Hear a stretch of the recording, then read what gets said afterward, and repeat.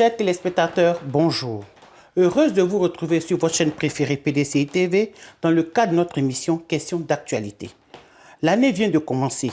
Ce n'est pas le sourire dans toutes les familles, que dis-je, dans tous les foyers. Chaque jour qui passe, l'on assiste à une envolée spectaculaire des prix des produits de première nécessité sur les marchés ivoiriens. Augmentation anarchique des prix des produits alimentaires qui a considérablement réduit le panier de la ménagère au point de le transformer en sachet de la ménagère. Les prix étranglent les ménages ivoiriens. Et pourtant, que de promesses en 2010, lors de la campagne présidentielle. Tous ceux qui ont cru en ce slogan « Ne donne pas ta voix à la pauvreté » doivent se mordre les doigts. La cherté de la vie, c'est le sujet qui nous réunit aujourd'hui. Pour en parler, nous avons sur notre plateau M. Jean-Yves Essis Esso. Il est membre du bureau politique du PDCI RDA, inspecteur du PDCI RDA, président du mouvement cadre dynamique du PDCI RDA. Bonjour, M. Jean-Yves. Bonjour. Nous avons aussi des journalistes pour agrémenter nos échanges. Kwadio Yobé Roland, dit RMK du quotidien Dernier Heure Monde. Bonjour, Roland. Bonjour, Bia. Bonjour à tout le monde. Oui. Bonjour. Docteur Conan François, pour le compte du Nouveau Réveil. Bonjour. Bonjour, docteur. Soyez les bienvenus sur le plateau de PDCI TV. La cherté de la vie, une bien triste réalité. Chers invités, avant de rentrer dans le vif de notre sujet, suivons ensemble ce reportage de Diane Amélaman et de Jean-Yao Eric. La cherté de la vie, une bien triste réalité au centre de toutes les causeries malheureusement dans nos salons. Un tour dans les marchés, les boutiques et magasins pour s'en convaincre. Le kilogramme de tomates, de viande, le litre d'huile, le tas de bananes, le sac de riz, le poisson, tout a augmenté de manière exponentielle. PDCI TV a sillonné la ville d'Abidjan, rencontré, échangé avec des commerçants, des acheteurs et même des transporteurs. Tous sont unanimes. Les prix étouffent la population. Rencontrée dans le cadre de notre enquête, Madame Série, ménagère, est du même avis. Il en est de même pour d'autres ménagères ainsi que des pères de famille. Je suis venue ce matin au marché avec ma petite soeur. Nous sommes venus avec une somme de 50 000. Donc vous voyez ce que je vous présente, ce qu'on a payé. C'est insignifiant. Donc le coût de la vie est devenu tellement cher qu'on n'arrive pas à s'en sortir. Donc quand je pense aux autres qui n'ont rien, les 2 minutes, eux ils font quoi? Ils vont mourir. Aujourd'hui, les choses sont devenues chères. Et quand on compare les prix d'avant et puis aujourd'hui, là, ce n'est plus la même chose, ce n'est plus pareil. Nous, on se pose la question, qu'est-ce qui fait ça? Pourquoi c'est devenu comme ça? C'est la nourriture qui a manqué ou bien c'est parce qu'on est devenu beaucoup? Bon, c'est ce que nous, on veut savoir. Avant, quand on va à l'abattoir, on prend bien à 2200 et 2100 francs. Nous-mêmes, avec le transport, si on a tout calculé avec le transport, ça peut sortir à 2300 avec le transport. Nous-mêmes, on va sur le marché à 2500. Vous voyez, non? Bon, aujourd'hui, là, si on arrive à l'abattoir, 2500. Le kilo de viande, prix d'engros, à 2500. Là, avec le transport, avec le sachet, avec l'État qui a payé tout. Donc, si on a calculé là, ça sort 2700 et 2800. Nous-mêmes, on va sur le marché à 3000 francs. Actuellement, la vie en Côte d'Ivoire, elle est très chère. Nous vivons un calvaire vraiment qu'on ne peut pas qualifier d'un autre nom. Dans la poche, même quand nos femmes vont au marché, ce qu'elles nous apportent, lorsque nous voulons jeter un coup d'œil, vraiment ce n'est pas ça. Et nous qui donnons aussi l'argent, souvent vraiment ça arrive que vraiment on ne peut plus. Le carburant a augmenté, le riz a augmenté, l'huile, le poisson, ça on n'en parle pas. Aujourd'hui, j'ai pris 4 régimes de bananes à 10 000.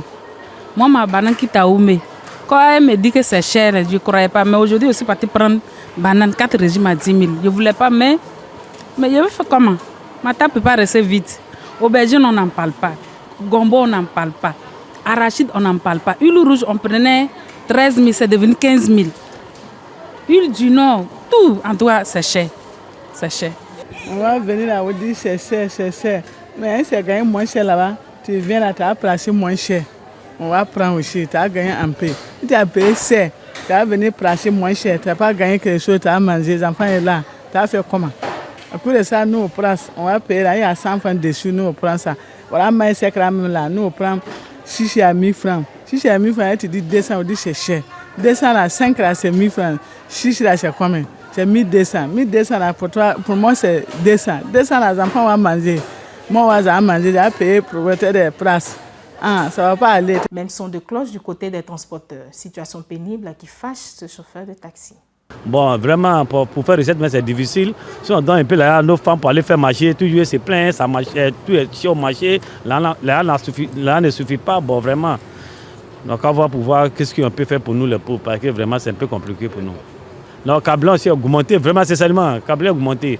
C'est-à-dire que si tu dis à quelqu'un que ouais, câblant augmenté, il te pose une question, combien on a augmenté? Oh, putain, même c'est un franc, multiplié par 1000, c'est pas petit. J'avoue que habituellement, dans le mois, y compris le carburant, je pouvais facilement dépenser 200 à 300 000. Mais là, c'est difficile. C'est très difficile. Je ne sais pas qu'est-ce qui se passe, pourquoi on augmente. Il faut qu'on nous explique. Sinon, à un moment donné, je pense que la population en aura marre. Ce n'est pas bon. Après ce reportage, j'ai envie de vous demander, M. Essis, la cherté de la vie, une réalité pour tous aujourd'hui. Quel est votre commentaire après ce reportage? Avant tout, merci de me faire l'honneur de me recevoir. C'est toujours un plaisir d'apporter ma contribution aux différents débats de société. Et effectivement, la cherté de la vie est un débat qui nous touche beaucoup. Nous qui sommes consommateurs ivoiriens, ça nous touche de plein fouet. Et effectivement, après le reportage que je viens de voir, je suis peiné de la souffrance des Ivoiriens. C'est une réalité. C'est une réalité puisque nous constatons que tous les prix des produits de première nécessité ont augmenté. Tous. Alors c'est vrai que plus on ira dans le débat, plus on verra les raisons et les éventuelles solutions. Mais c'est un constat. À tous les niveaux, essence, viande, les 5 produits essentiels qui sont le riz, l'huile, le sucre, la tomate concentrée, le ciment, tout a augmenté. Alors, c'est un constat malheureusement que nous faisons. Nous constatons que les salaires n'ont pas augmenté et les prix augmentent. Donc ça nous donne un pouvoir d'achat du consommateur qui est très réduit. Et c'est ça qui provoque la souffrance qu'ont les Ivoiriens actuellement, ce qu'on a vu dans le reportage. Selon vous, qu'est-ce qui peut expliquer cette situation? La première chose qu'on peut dire, c'est que quand on met en place des principes de prix, des fixations de prix, il faut que ce soit suivi d'un contrôle. Donc je pense qu'il y a un problème au niveau du contrôle de l'État. Je ne sais pas ce qui est mis en place pour le contrôle des produits qui sont, semble-t-il, qui devraient, semble-t-il, être affichés. Je dirais qu'ensuite, il y a une inefficacité criarde du Conseil national de lutte contre la vie chère, parce qu'on a quand même un Conseil national de lutte contre la vie chère. Donc, il devrait y avoir dans ce Conseil des structures qui permettent de faire respecter les prix qui devraient être affichés. Nous constatons que ce n'est pas le cas. C'est un petit peu au petit bonheur la chance. Alors, je dirais qu'en troisième point, il y a aussi la mauvaise foi des commerçants. Mais en même temps, les commerçants peuvent être de mauvaise foi s'ils ne sont pas contrôlés. On est de plus en plus nombreux, donc il y a plus de demandes que d'offres. Le commerçant a tendance à être de mauvaise foi. On n'entend pas les associations des consommateurs. Parlant de l'association des consommateurs, il y a Jean-Baptiste Kofi, président de la Confédération des consommateurs de Côte d'Ivoire, qui a dit au cours de ses nombreuses interventions que la hausse des prix du carburant, principalement, était consécutive à l'application du principe de l'ajustement automatique des prix à la pompe adopté par notre pays depuis quelques années. Pour lui, ce qui le dérange, c'est la non-communication de ce prix-là aux Ivoiriens. Moi, je répondrai simplement au président des consommateurs que, d'abord, ce n'est pas son rôle de défendre les prix que l'État affiche. Le président des consommateurs doit être à côté des consommateurs. Je lui ferai remarquer que, effectivement, son explication peut être acceptable si jamais l'essence est la seule denrée, on va dire en guillemets, qui augmente. Mais quand vous avez l'essence qui augmente, vous avez le riz qui augmente, vous avez l'huile qui augmente, vous avez le sucre, vous avez la tomate, vous avez le ciment, tout augmente en même temps, mais ça devient, donc pour l'essence, quelque chose d'exaspérant, parce qu'effectivement, l'essence, c'est le noyau de des dépenses. Et ce n'est pas une augmentation de 5 francs, jusqu'à 20 francs. Exactement. L'essence était à 615, je crois, elle est maintenant à 635. Croyez-moi que j'ai écouté également un chauffeur de taxi qui en parlait. L'essence pour un chauffeur de taxi, c'est la base de son travail. Tout découle de là. Donc voilà, moi, je pense très honnêtement que le président des consommateurs n'est pas dans son rôle. Voilà, devrait plutôt s'occuper de tout ce qui augmente plutôt que de justifier le prix de l'essence. Est-ce que quelque part l'État n'a pas échoué? Il ne faut pas parler d'échec au niveau de l'État, parce qu'on a l'impression que l'État ne maîtrise pratiquement plus rien. Moi, je pense très sincèrement que, comme vous, hein, je pense que l'État ne joue pas son rôle.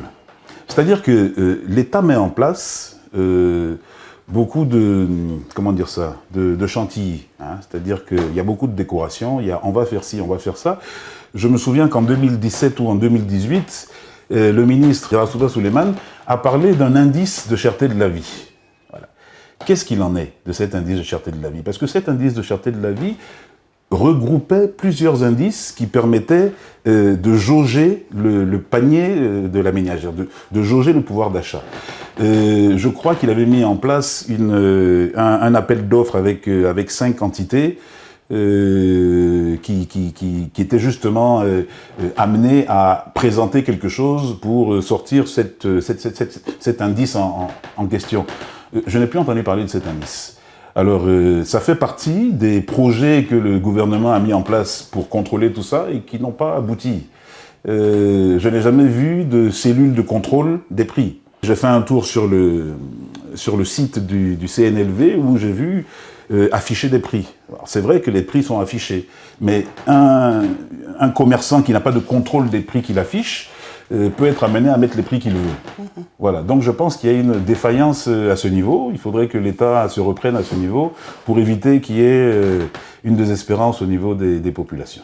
On peut parler de responsabilité, non seulement vous avez parlé de l'association des consommateurs, vous êtes aussi d'un parti politique, des partis politiques aussi, des organisations de la société civile. Tout à fait. Tout ce mutisme inquiétant, qu'est-ce qui justifie ça? Même les partis politiques n'en parlent pas.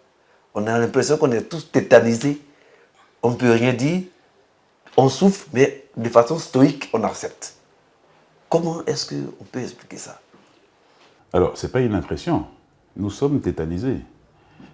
Nous sommes tétanisés au point que lorsque une ou deux personnes osent ouvrir la parole et dire quelque chose, tout le monde a peur pour cette personne-là. Nous sommes tétanisés. Nous sommes tétanisés. Je comprends tout à fait que l'Ivoirien moyen, l'Ivoirien lambda, préfère s'occuper de son microcosme personnel, essayer de s'arranger pour ne pas avoir trop de problèmes, plutôt que de faire du bruit et se plaindre. C'est une situation physiologique et comportementale que nous avons eue depuis la crise de 2011. Nous ne sommes pas habitués à la violence. Nous avons vu des choses qui nous restent encore ancrées dans nos mémoires depuis des années et des années. Ça a été renouvelé encore en 2018 lors des élections municipales. J'inviterai justement les associations de consommateurs et les membres de la société civile qui sont officiellement autorisés à prendre la parole, de ne pas lésiner sur le volume. Il faudrait qu'ils parlent pour que derrière les Ivoiriens se sentent en confiance et les accompagnent. Alors, cette augmentation des prix, est-ce qu'on ne doit pas la rechercher dans le gros endettement de la Côte d'Ivoire? Près de 20 000 milliards aujourd'hui d'endettement. Je ne ferai pas cette analyse. Je dirais simplement que l'augmentation des prix est due à plusieurs facteurs. Alors, si on se cantonne uniquement au bétail, je donne un exemple. Voilà. Le bœuf est passé de 80 000 à... Enfin, un mouton qu'on payait à 80 000 francs il y a quelques années, maintenant on le paye à 100 000 francs au minimum, sinon plus. Nous sommes approvisionnés par le Burkina, le Mali et le Niger en termes de bœuf. On faisait à peu près 650 bœufs jour, maintenant on en fait à peu près 300. Alors c'est clair que s'il y a moins de bœufs, forcément, les prix vont augmenter. Alors ça, c'est dû à quoi? C'est dû essentiellement, je pense, à la crise sécuritaire qu'il y a dans la région sahélienne.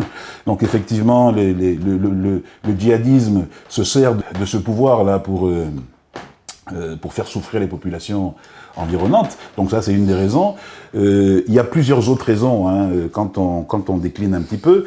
Une des raisons principales, c'est que il faudrait qu'on comprenne le pouvoir d'achat, c'est, comment dire ça, ce qui reste à l'Ivoirien, une fois qu'il a son salaire, pour qu'il puisse acheter ses biens et ses services. Voilà. La possibilité qu'a un Ivoirien salarié de s'acheter des biens et des services, c'est ça qui lui procure un pouvoir d'achat. Alors quand vous avez un salaire qui n'augmente pas, et vous avez des prix qui augmentent, la différence entre l'évolution des prix des denrées et l'évolution du salaire, ça me nuise au détriment de l'Ivoirien. Donc, nous sommes dans une situation où le pouvoir d'achat, forcément, devient très très bas et les Ivoiriens se plaignent. C'est uniquement un mécanisme. Il faut que les impôts qui sont taxés sur les salaires diminuent un petit peu. Je ne suis pas spécialiste de la chose, mais il faut que l'État se concentre sur l'augmentation des salaires. Si les denrées augmentent et qu'on ne peut pas les faire diminuer, il faudrait que les salaires augmentent pour qu'on puisse avoir un pouvoir d'achat qui se maintient à un niveau acceptable. Justement, il y a un responsable de la direction des impôts qui disait que l'impôt n'a aucune influence sur la hausse des prix. Nous avons vu dans le reportage un boucher qui parlait de sa viande qu'il achetait à 2000 à l'époque. Le boucher a dit ceci. Alors j'invite le responsable des impôts à bien suivre cet élément. Le boucher dit simplement, avant, quand je prenais ma viande à 2000 francs, mon transport et puis tout ce qui va avec était réduit, n'était pas cher, donc je pouvais vendre ça à 2500 ou à 2400. Maintenant, j'achète ma viande à 2000 ou à 2200, mais le transport a augmenté, l'essence a augmenté, donc du coup, je ne peux plus vendre à 2500, mais je suis obligé de vendre à 2800 ou bien à 3000. Mais écoutez, c'est aussi simple que ça. La hausse des prix influe sur le prix des denrées. C'est vraiment 1 plus 1 égale 2.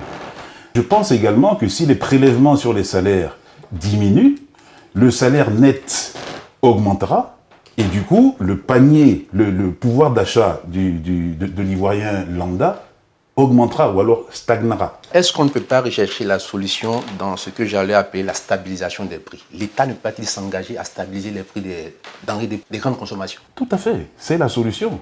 C'est la solution. Après, derrière, mais je pense que l'État a parlé de cette solution. Mais après, il faut appliquer ce qu'on dit. Et pour appliquer ce qu'on dit, il n'y a rien de plus simple que le contrôle. Je vous donne un exemple au niveau des loyers. L'État, il y a l'année dernière, ou je ne sais plus, il y a 2 ans, a décrété une loi très claire. On ne peut plus prendre 3 mois de caution et 3 mois de loyer. C'est 2 et 2. 2 mois d'avance et 2 mois de caution.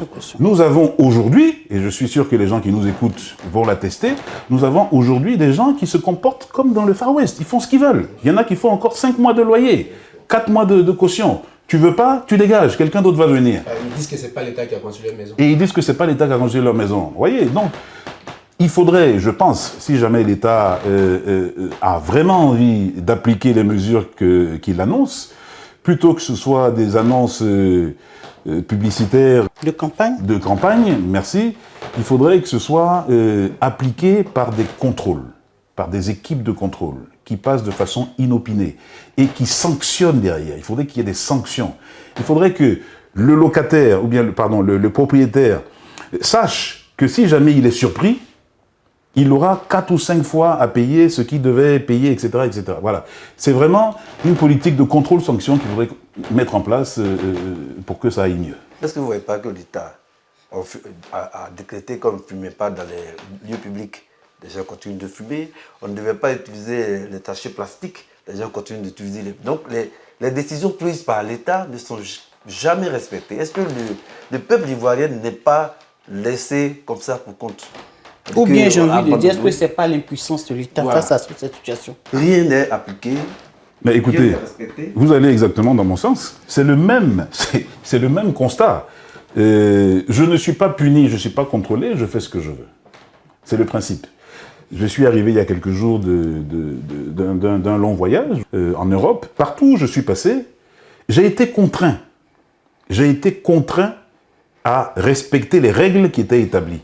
Je vous donne un exemple, je vais aller au restaurant avec mon fils. Si je n'ai pas mon passe sanitaire, je n'ai pas la preuve que j'ai mon test PCR négatif, je ne rentre pas dans le restaurant.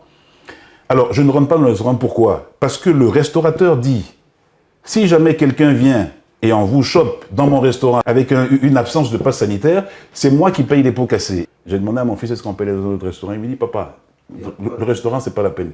Sinon, on va faire ton test PCR. Et je suis allé faire mon test PCR. Voilà. C'est exactement pareil chez nous.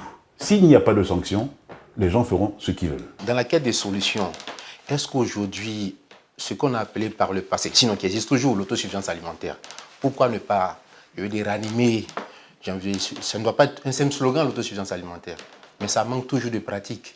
Il y a quelque chose qui illustre tout à fait cette nécessité d'aller vers l'autosuffisance alimentaire, du consommer local. Je suis allé faire mes courses avant-hier. Et j'ai essayé de faire attention à ce qu'on ne regarde pas de manière insistante quand on fait les courses en famille. On ne regarde pas les prix. Alors j'ai regardé les prix. Alors j'ai relevé et j'ai noté. J'ai vu une boîte de perles de lait, 8 pots. C'est des yaourts importés. Donc vous savez, dans la cherté de la vie, il y a aussi les produits importés, il y a les produits locaux, etc. On a le droit quand même d'avoir envie d'acheter des produits importés. Alors, on veut acheter une boîte de perles de lait 8 pots. À Carrefour France, j'ai vu moi-même à Carrefour France le perle de lait à 3 €, c'est-à-dire 1967 francs CFA. Le même produit perle de lait à Casino Abidjan 2 plateaux, je l'ai vu affiché à 17 990 francs, soit 9 fois le prix. J'ai pris des photos et j'ai fait une publication dessus, hier ou avant-hier. J'ai regardé également Velouté Nature 16 pots, toujours du yaourt, on est dans les produits laitiers. Carrefour France, 3,41 €, c'est-à-dire 2236,81 francs. À Cap Sud Abidjan, le même produit, Velouté Nature 16 pots, est à 34 900 francs, soit 15 fois le prix. Alors, quand on constate des choses comme ça, évidemment, on a deux réactions. On n'a plus envie de consommer des produits importés, mais pourquoi? Pourquoi ne consommons-nous pas des produits importés? Quelquefois, on a envie de se faire plaisir et acheter des yaourts. Mais la question qu'on se pose, c'est comment peuvent-ils afficher des prix comme ça, sans contrôle? La deuxième question, c'est rapidement, il faut qu'on aille à l'autosuffisance alimentaire. Rapidement, il faut qu'on retourne vers nos produits locaux. Il faut de la sensibilisation, il faut de l'information, il faut du consommer local, et puis derrière, il faut du contrôle des prix importés pour qu'il y ait quand même des prix acceptables. On ne peut pas passer de 15 fois un produit qui coûte 2200 francs en France, coûte ici 34 900. Quand même. C'est inadmissible. Aujourd'hui, vous parliez tantôt de la défaillance des structures de consommateurs, les associations des consommateurs qui ne répondent pas aujourd'hui aux attentes de la population, les partis politiques qui eux-mêmes sont muets, la société civile qui elle aussi ne bronche pas. Alors, dans cette situation-là, dans cette grisaille, quel peut être le recours de la population? J'invite les responsables de la société civile, les responsables des consommateurs à rentrer dans la peau de leurs fonctions et de s'exprimer publiquement et de donner les mots d'ordre pour que nous, consommateurs ivoiriens lambda, on puisse les accompagner pour obtenir gain de cause. Et les partis politiques qui aspirent à un lendemain meilleur pour les Ivoiriens et même à diriger le pays, vont-ils rester sans se faire entendre? Alors, le mutisme, quand ça fait. Tout à fait, tout à fait. Je peux m'exprimer en tant que militant de base, mais ce n'est pas la voix du PDCI. Mais je comprends comme vous que ce mutisme est pesant. J'espère qu'au travers de ce genre d'émission, nos responsables politiques vont bien entendre le problème des populations, parce qu'il faudrait aussi que les populations s'expriment. Et c'est à travers ce genre d'émission qu'on voit l'expression des populations. Vous avez fait un reportage assez intéressant. Donc, au vu de ce reportage et du nombre de reportages que nous ferons sur un sujet, j'espère que les partis politiques prendront leurs responsabilités et puis s'exprimeront sur la question. Est-ce pas là une lourdeur qui favorise aussi les dérives du parti au pouvoir? Tout à fait, mais vous savez, dans toute... Non, tout à fait. Tout le processus que vous décrivez là. Oui, surtout qu'en 2010, les promesses ont été faites pour améliorer la condition de vie des Ivoiriens. Et aujourd'hui, on voit que le maçon est au pied du mur et que le mur ne monte pas. C'est ça. Le bilan est piètre. C'est ça. C'est pas une occasion pour ceux qui aspirent à reprendre le pouvoir de réagir? Alors c'est vrai que c'est une lourdeur, c'est un des avantages, c'est une lourdeur. Mais l'avantage de ce genre d'organisation, c'est que tout le monde ne dit pas tout et n'importe quoi. Ça pourrait aller dans tous les sens si jamais on permettait à n'importe qui de dire n'importe quoi. Donc effectivement, il faut qu'on cherche le juste milieu, que ce soit moins lourd et que les gens ne disent pas n'importe quoi. On va y travailler, on va essayer de réfléchir au niveau de l'inspectorat. Même au sommet, on peut dire non, ça ne doit pas se passer comme ça, même au sommet. Parce que la dernière décision, c'est le sommet. C'est ça. Voilà. Mais comme je vous disais, il faut que le sommet soit au courant. Donc c'est tout le rôle de la communication. Mais le sommet au courant, le sommet est dans le marché. Le sommet vit, le sommet prend du carburant. Donc le sommet est au courant. En son temps, il y avait la caisse de péréquation et la caisse de stabilisation qui faisait un travail de coordination et qui permettait de stabiliser les prix. Aujourd'hui, qu'en est-il exactement? Vous faites bien de parler de ça parce qu'effectivement, c'était deux structures formidables qui nous permettaient d'avoir une stabilisation des prix. Malheureusement, elles n'existent plus. Alors, pourquoi elles n'existent plus? Je ne pourrais vous donner la réponse, mais c'est vrai qu'il faudrait, quelquefois, pour le gouvernement, regarder un petit peu ce qui a été fait en arrière pour pouvoir essayer de le remettre en place. Ce qui a bien marché, il ne faut pas l'enlever. Et effectivement, avec cette caisse de stabilisation, comme son nom l'indique, nous avions une stabilisation des prix. Mais justement, au niveau même du cacao, on avait ce bel exemple de caisse de stabilisation qui permettait de juguler les prix du cacao à l'importation. Exactement. Aujourd'hui, on est revenu à un désordre, enfin, à un libéralisme assez aveugle. Est-ce que vous appelez encore au retour de cette caisse de stabilisation?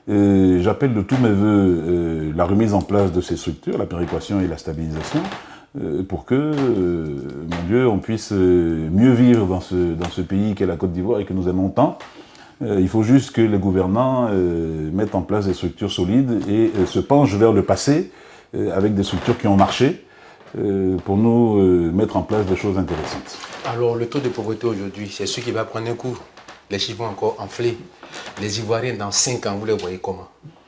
Au vu de tout ce qui se passe. Tout à fait. Dans 5 ans, si on est au pouvoir, ça va aller? Ah non, d'ici 5 ans, voilà. D'ici 5 ans. À cette allure, la pauvreté n'a pas reculé, au contraire, elle augmente de façon galopante. Je remarque que l'État, en termes de chiffres macroéconomiques et macro-sociaux, nous voyons des chiffres mirobolants. Mais ce que les gens ne voient pas, c'est la microéconomie et le micro-social, qui effectivement peinent à suivre le rythme et au contraire vont dans la pente descendante pendant que les chiffres macroéconomiques augmentent. C'est vrai que nous avons une économie on va dire acceptable, voire même très très bonne sur le plan macroéconomique, mais derrière la répartition, comment dire ça, la richesse n'est pas inclusive et la répartition des richesses se fait sur un petit groupuscule de personnes. Donc derrière, nous avons toute une masse de la population qui s'enfonce dans la pauvreté et qui devient de plus en plus pauvre, pendant que le groupuscule devient de plus en plus riche. Donc ce sont des choses à revoir. Ce sont des choses à revoir parce qu'au final, si ça continue, je pense que nous allons vers un péril de la Côte d'Ivoire qui va amener une insécurité grandissante. Merci, monsieur l'inspecteur. Jean-Yves Essis Esso, membre du bureau politique, inspecteur du PDCI-RDA, président du mouvement cadre dynamique du PDCI-RDA. Votre mot de fin. Je suis très heureux de participer à ce genre de débat très intéressant. Vous nous avez mis des journalistes vraiment très compétents et très intéressants dans leurs questions. J'espère que cet exercice sera renouvelé. L'intérêt de ce genre de débat, c'est de parler aux populations, de parler également à la tête, comme on disait auparavant, pour que des décisions soient prises, pour que la température du social soit remise au bout du jour tous les matins en face de nos gouvernants, et le parti au pouvoir et l'opposition. Donc je suis entièrement disponible pour tous les sujets que vous jugerez bon de discuter. Si éventuellement je peux apporter ma pierre à cet édifice-là, je le ferai volontiers. Merci, Monsieur Essis. Le temps qui nous est imparti est terminé. Nous voulons, au nom de PDCI TV, vous remercier. Merci pour votre contribution. Merci à vous, chers journalistes de la presse écrite. Merci RMK, merci François Cognan, docteur. Quant à vous, chers téléspectateurs, merci de nous avoir suivis et à très bientôt. Bonsoir.